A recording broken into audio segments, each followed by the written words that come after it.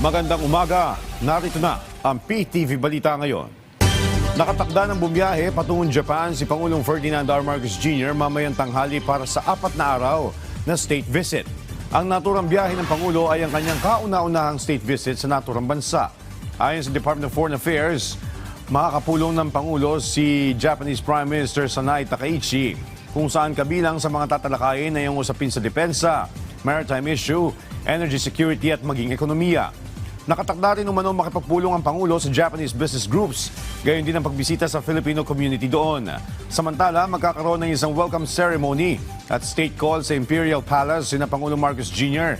at First Lady Liza Araneta Marcos na susundan ng state banquet bilang pagkilala sa first couple.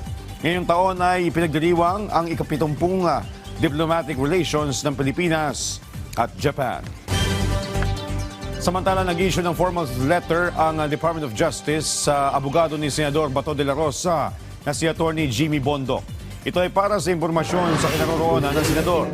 Giit ni Acting Justice Secretary Frederick Vida, hindi maaaring gamitin ang lawyer-client privilege para umiwas sa kanyang tungkulin si Bondoc sa court.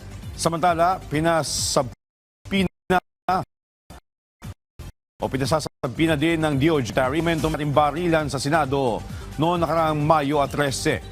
Kabilang na dito ang oath of office ni suspended Senate Sergeant at Arms, retired General Mau Aplasca. Dumako naman tayo ngayon sa update sa operasyon sa Angeles, Pampanga kung saan nagpapatuloy ang retrieval operation sa gumuho na ginagawang gusali. Naroon pa rin ang ating kasama si JM Thompson. JM? Joshua, opisyal lang inanunso ng Unified Command System na mula sa search and rescue operation, ngayong araw ay magsisimula na ang kanilang retrieval operation. Matapos gumamit ang mga rescuers ng mga equipment para makapag-detect ng buhay sa gumuhong gusali kagabi, ganun din yung tulong ng mga rescue dogs para malaman kung may natitira pang buhay sa lugar. Dahil pare-pareho yung result, napagdesisyonan simulan na ang retrieval operation.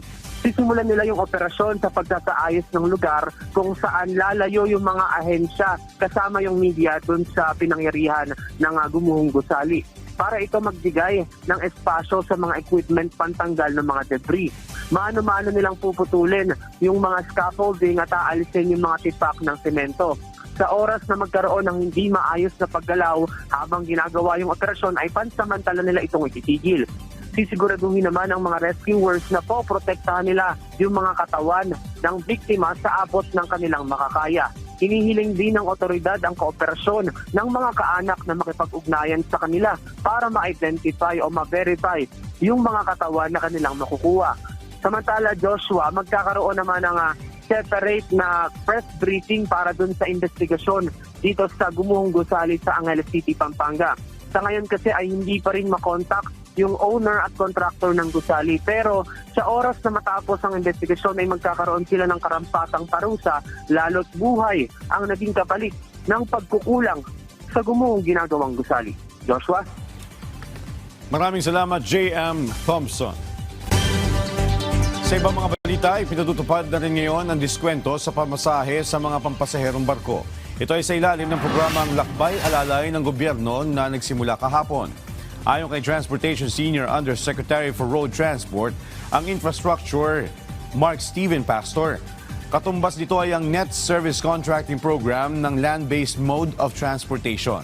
Sa ilalim ng Layag Program, tutulungan ang mga operator o shipping companies na matiyak na sapat ang kanilang kita sa harap ng mataas na presyo ng petrolyo.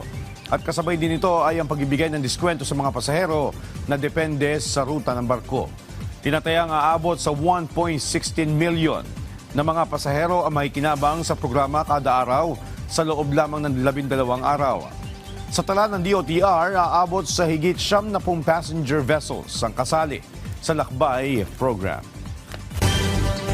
At yan ang mga balita sa oras ito. Para sa iba pang updates, follow at ilike kami sa aming social media sites sa @PTVPH. Ako po si Joshua Garcia para sa Pambansang TV sa Bagong Pilipinas.